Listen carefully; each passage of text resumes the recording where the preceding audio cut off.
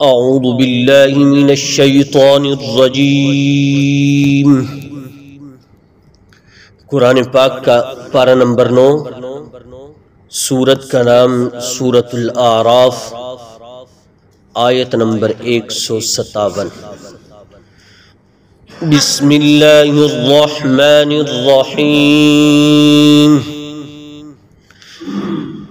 الذين يتبعون الرسول النبي الأمي الذي يجدونه مكتوبا عندهم في التوراة والإنجيل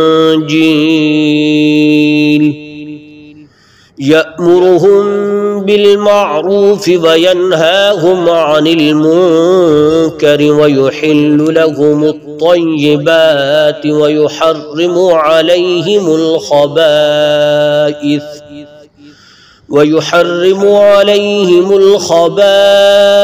ويضع عنهم إصرهم والأغلال التي كانت عليهم فالذين آمنوا به وعزروه ونصروه واتبعوا النور الذي أنزل معه أولئك هم المفلحون۔ جو اس رسول یعنی نبی امی کے پیچھے چلیں جس کا ذکر وہ اپنے پاس تورات اور انجیل میں لکھا ہوا پائیں گے، جو انہیں اچھی باتوں کو حکم دے گا، برائیوں سے روکے گا، اور ان کے لیے پاکیزہ چیزوں کو حلال اور گندی چیزوں کو حرام قرار دے گا، اور ان پر سے وہ بوجھ اور گلے کے وہ طوق اتار دے گا جو ان پر لدے ہوئے تھے۔ چنانچہ جو لوگ اس نبی پر ایمان لائیں گے، اس کی تعظیم کریں گے، اس کی مدد کریں گے، اور اس کے ساتھ جو نور اتارا گیا ہے اس کے پیچھے چلیں گے، تو وہی لوگ فلاح پانے والے ہوں گے۔ صدق اللہ العظیم۔ گزشتہ آیات طیبات میں بنی اسرائیل کی گستاخی کا جواب دیا گیا۔ آج کی ان آیات میں نبی مکرم شفیع مذنبین رحمت للعالمین حضرت محمد الرسول اللہ صلی اللہ علیہ وسلم کی خصوصیات کو اللہ نے بیان فرمایا۔ وہ خصوصیات یہ تھی کہ ذکر پیچھے چل رہا تھا حضرت موسیٰ علیہ السلام کا، ان کی کتاب کا، ان کے معجزات کا، ان کی قوم کے رویے کا، اور حکم یہ دیا گیا کہ بنی اسرائیل کو کہ اگر آپ ایسے نبی کی اقتداء کریں گے اور ان کے پیچھے چلیں گے جن کا ذکر تم اپنی کتابوں میں پاتے ہو۔ نبی کریم علیہ السلام کی خصوصیات میں سے یہ بھی تھا کہ ان کا ذکر پاک پہلی آسمانی کتابوں میں موجود تھا، تورات میں بھی، انجیل میں بھی، اور حضرت موسیٰ کے صحائف میں بھی، اور حضرت ابراہیم کے صحائف میں۔ اس کے باوجود فرمایا کہ وہ آپ کو اچھی باتوں کو حکم دے گا اور بری باتوں سے روکے گا۔ ان کی یہ فضیلت یہ بھی ہوگی کہ وہ پاکیزہ چیزوں کو حلال اور گندی چیزوں کو حرام قرار دے گا، اور انہوں نے بنی اسرائیل نے اپنے اوپر رسومات باطلہ کی وجہ سے کچھ چیزیں اپنے اوپر حرام قرار دے رکھی تھی، اور کچھ چیزیں اپنی طرف سے اپنے اوپر حرام چیزوں کو حلال قرار دیا۔ فرمایا کہ اس نبی کی اقتداء کرنے سے تمہیں یہ فائدہ ہوگا، جو تمہارے لیے حلال ہوگا وہ حلال قرار دیں گے، وہ جو تمہارے لیے حرام ہوگا وہ حرام قرار دیں گے۔ اور تمہیں وہ غلامی کے توق سے نکال دیں گے، ایک کی غلامی یعنی اللہ کے بندے بن کر تم زندگی گزارو گے، اور جو تم پر پہلے بوجھ لدے ہوئے تھے نا وہ بھی اتر جائیں گے، اور آپ پر لازم ہوگا کہ ان پر ایمان لانا۔ آج جو لوگ کہہ دیتے ہیں نا بھی فلاں کے ساتھ شادی کی جا سکتی ہے، فلاں کے ساتھ کی جا سکتی ہے، اہل کتاب کے ساتھ، یہ اللہ کی یہ نسختی ہے۔ یہ حکم مل گیا ہے کہ جب نبی پاک علیہ الصلوۃ والسلام کی نبوت کا چاند نظر آ جائے اور وہ اپنی نبوت کا اعلان کر دیں تو سارے انبیاء کی شریعتیں منسوخ اور ان کے معجزات بھی منسوخ، لیکن کسی کی توہین نہیں، لیکن نبی پاک علیہ الصلوۃ والسلام کی اقتداء کرنی ضروری ہے۔ اور حضرت عیسیٰ علیہ السلام کا قول اللہ تعالیٰ نے قرآن پاک کا پارہ نمبر 28 سورت کا نام سورت الصف آیت نمبر 6 میں ان الفاظ میں بیان فرمایا، وَمُبَشِّرًا بِرَسُولٍ يَأْتِي مِن بَعْدِ اسْمُهُ أَحْمَدُ۔ حضرت عیسیٰ علیہ السلام اپنی امت کے لوگوں کو کہتے ہیں کہ اگر نبی آخر الزمان صلی اللہ علیہ وسلم آپ کی موجودگی میں تشریف لائیں تو ان کی اقتداء کرنا، ان کا یہ نام ہوگا، ان کی یہ خصوصیات ہوں گی۔ اور حضرت موسیٰ علیہ السلام نے جو اپنی بنی اسرائیل قوم کے لیے دعائیں مانگی تھیں، جن دعاؤں کا ذکر ہم نے گزشتہ درس میں سنا، پڑھا، سمجھا، اس میں یہ بھی تھا کہ یہ نسل میری باقی رہے گی بڑی دیر تک، اور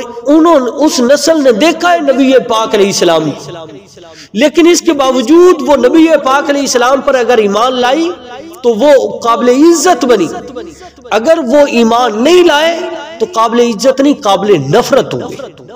ان میں سے جو ایمان لائے حضرت عبداللہ بن سلام رضی اللہ تعالی عنہ، اور حضرت حاتم وہ جو ہے حاتم تائی مشہور ہوا ہے سخی، اس کا بیٹا حضرت عدی بن حاتم رضی اللہ عنہ، دیگر اور صحابہ اکرام کی ایک تعداد ہے، لمبی فہرست ہے جو وہ ایمان لائے، ان کو دوہرے اجر ملے، پہلی شریعت پر بھی ایمان لائے اور نبی پاک علیہ السلام کی آمد کے بعد بھی وہ ایمان کی دولت سے بہرہور ہوئے۔ تو فرمایا آپ کے لیے لازم ہے بھئی آپ ان پر ایمان لائیں، ان کی تعظیم کریں۔ تعظیم کیسے کریں گے؟ جب ان کا نام نامی اس میں گرامی آئے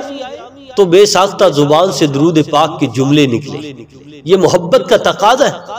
لا یؤمن احدکم حتی اکون احب الیہ من والدی ووالدہ والناس اجمعین کا مصداق بنو، کہ تمہارے دل میں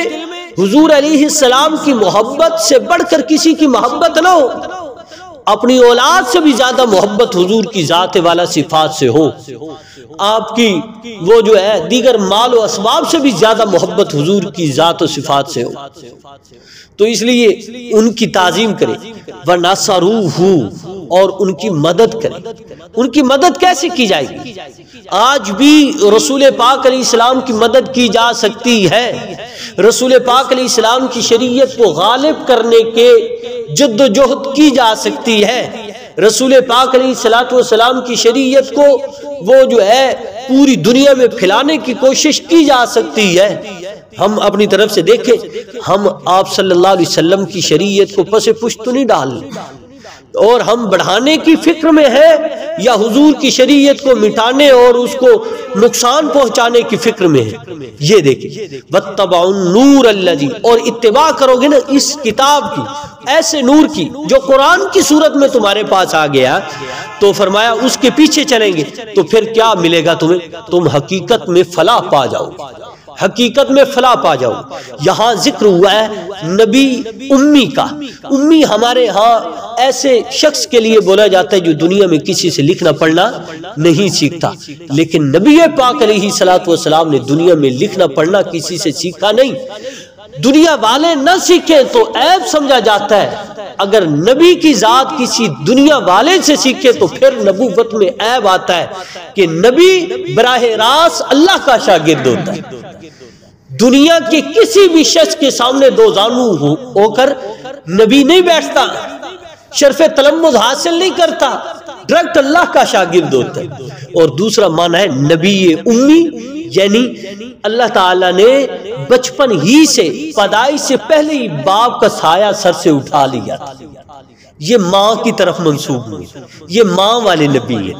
ماں آمنہ کی طرف اشارہ۔ اور تیسرا قول مفسرین نے یہ لکھا ہے یہ ام القریٰ کی طرف آئے، ایک ایسی بستی کی طرف آئے جہاں زیادہ تر ان پڑھ لوگ، ابجد لوگ تھے، بدھو قسم کے لوگ تھے، وہاں آئے نبی پاک علیہ السلام۔ اسے یا تو یہ مراد ہو سکتا ہے، تو واللہ عالم بمرادی۔ دیکھیے آیت کا ترجمہ، الذین یتبعون الرسول النبی الذی امی الذی یجدونہ مکتوبا عندہم فی التوراۃ والإنجيل يأمرهم بالمعروف وينهاهم عن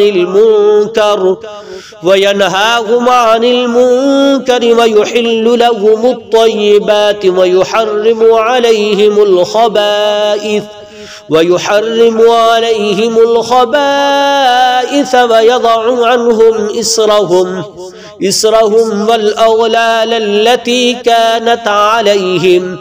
فالذين آمنوا به وعزروه ونصروه واتبعوا النور الذي أنزل معه